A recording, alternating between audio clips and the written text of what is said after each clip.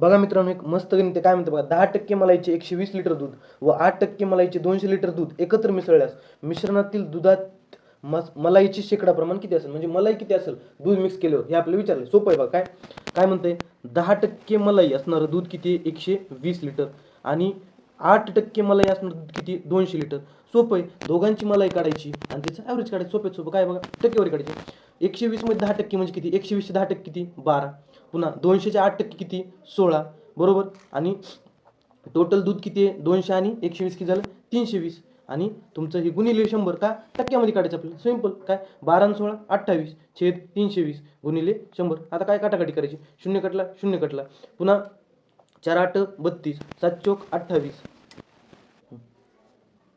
त्याच्यानंतर पुन्हा काय करायचं, 7 10 70, 70 छेद 8 आलं, 8 1 8, 8 8 64 उरले 6, 8 8 7 56 उरले 4, 8 पंचे 40, म्हणजे 8.75% ही मलाई असेल. धन्यवाद.